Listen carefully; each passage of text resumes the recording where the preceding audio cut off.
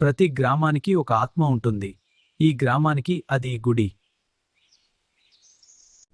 ఈ గుడి ముందు చెప్పిన మాట దేవుడి ముందు చెప్పిన మాట. రాఘవ, అందరినీ నమ్మే మనసు.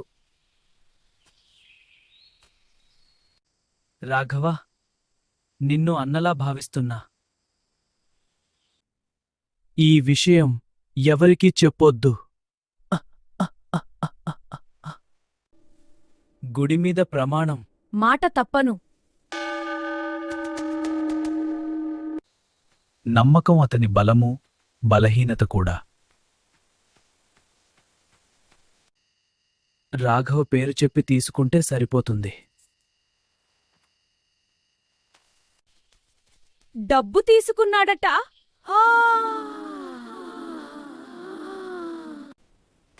నేనా?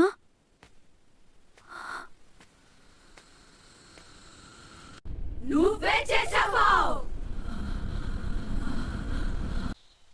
ఒక క్షణంలో గౌరవం కూలిపోతుంది.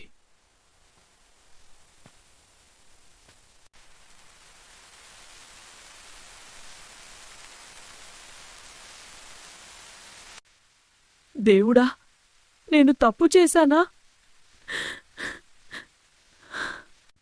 అతి నమ్మకం, అంధవిశ్వాసం. గుడిని నమ్ము బిడ్డా, కాని ప్రతి మనిషిని కాదు. నీ చెవిలో ఎన్ని బొంగరాలు పెట్టాలో అంతే పెట్టు. నీ మనసులో ఎవర్ని పెట్టాలో జాగ్రత్తగా నిర్ణయించు. రాఘవ ఒక పాఠం నేర్చుకున్నాడు. ఎందుకు ఇలా చేశావ్? నేను క్షమించమని అడుగుతున్నాను. మరింత వివరించు. నేనే చేశాను.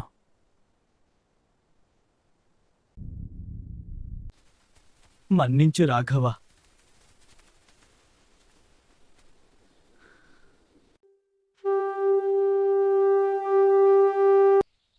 ధన్యవాదాలు దేవుడా.